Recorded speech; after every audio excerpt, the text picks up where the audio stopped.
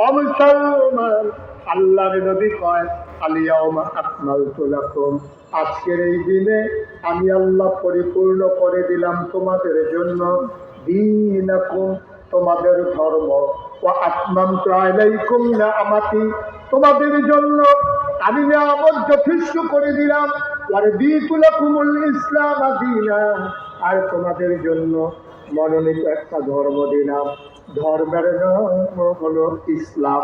বলো সুবহানাল্লাহ। বাচ্চাদের কি আওয়াজ করে আপনারা কেউ শুনেন না? যে আওয়াজ করতেছে কেউ শুনেন না আপনারা? আমি এখান থেকে শুনে আপনি পাশ থেকে কি করতেছেন? খারাপ তো আসলে বেশি, দুষ্ট খারাপ যেটাই বলেন, খারাপ কিন্তু সংখ্যা একেবারে কম, কিন্তু আমরা ভালো মানুষগুলো খারাপ দেখার পরে যে প্রতিবাদ করি না, এটাই হচ্ছে সবচেয়ে বড় ক্রাইসিস এই বাংলাদেশে। আর নাইলে এত খারাপের কিচ্ছু ছিল না।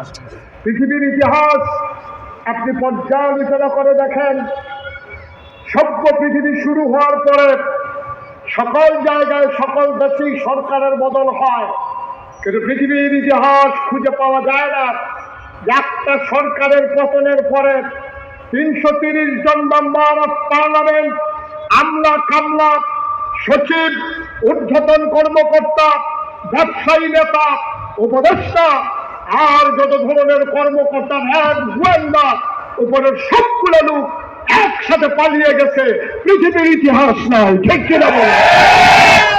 একটাই কারণ, আমরা বারবার বলেছিলাম এভাবে হয় না, এভাবে করে না, এভাবে করতে গেলে ভবিষ্যৎ ভালো হয় না।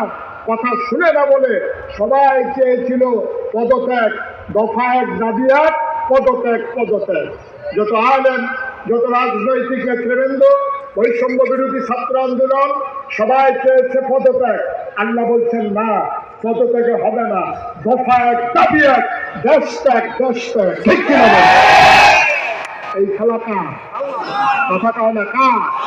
যতদিন বাংলাদেশের 18 কোটি মানুষ সাদাকে সাদা বলতে না পারবে, কালোকে কালো বলতে না পারবে, তেলকে তেল বলতে না পারবে, পানিকে পানি বলতে না পারবে, রাতকে রাত না বলতে পারবে, দিনকে দিন বলতে না পারবে, ততদিন পর্যন্ত অন্যায় আশ্রয় প্রশ্রয় দিয়ে তিল তিল করে লালন করবে।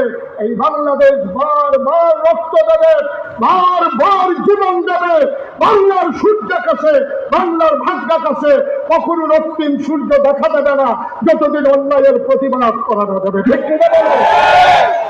সুতরাং যেখানেই সমস্যা দেখবেন, সমস্যা কি?